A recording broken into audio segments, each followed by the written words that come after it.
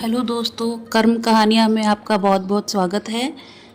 आज हम एक नई कहानी लेकर आए हैं कृष्ण भगवान की और एक फल वाली की। यह कहानी हमें सिखाती है कि बिना कुछ मांगे ही हमें अच्छे कर्म करना चाहिए। नन्हे कन्हैया को माखन मिश्री के साथ साथ मीठे रसीले फल खाना भी बहुत पसंद था और जो फल वाली थी वो हर रोज गोकुल की गलियों में फल बेचने निकलती थी। एक दिन वह अपनी फलों की टोकरी लेकर कृष्णा के दरवाजे पर पहुंची। वह थक कर वहाँ बैठ गई और बोली, सुबह से शाम हो गई, मेरा एक भी फल नहीं बिका।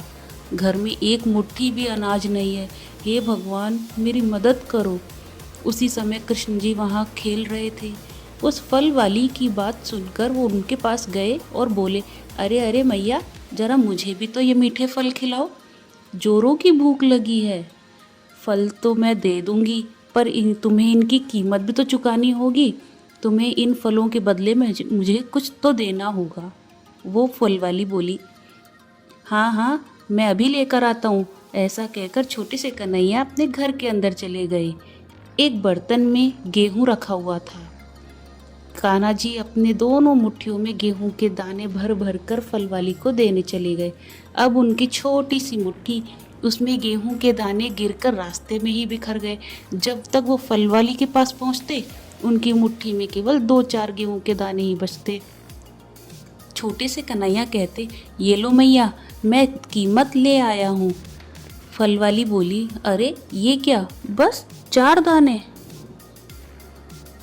कान्हा जी बोले, अरे मैं तो घर से मुट्ठी भर कर दाने लाया था।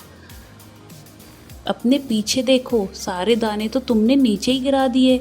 चलो कोई बात नहीं, यह तो तुम्हें सारे फल ले लो। फल वाली बोली। फल वाली ने कान्हा की भूख मिटाना जरूरी समझा, भले ही उसके बदले में उसे कुछ भी ना मिले। इसलिए उसने अपने सारे फल उस छोटे से कन्हैया को दे दिए।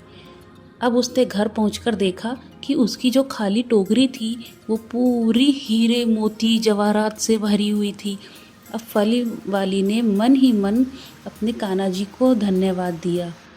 तो दोस्तों, आपने कैसे फल वाली ने निष्काम भाव से, यानी बिना किसी इच्छा को अपने मन में रखे, बिना कीमत जाने फल सारे कान्हा जी को दे दिए। इस तरह हमें भी बिना किसी फल की इच्छा किए बिना ही पूरी ईमानदारी से अपना काम करना चाहिए, क्योंकि फल देने वाले तो हमारे भगवान हैं, कोई और नहीं। और भी इस तरह की कहानी सुनने के लिए चैनल को लाइक, शेयर और सब्सक्राइब ज़रूर करें। अगर आपको पसंद आया तो धन्यवाद। राधे राधे।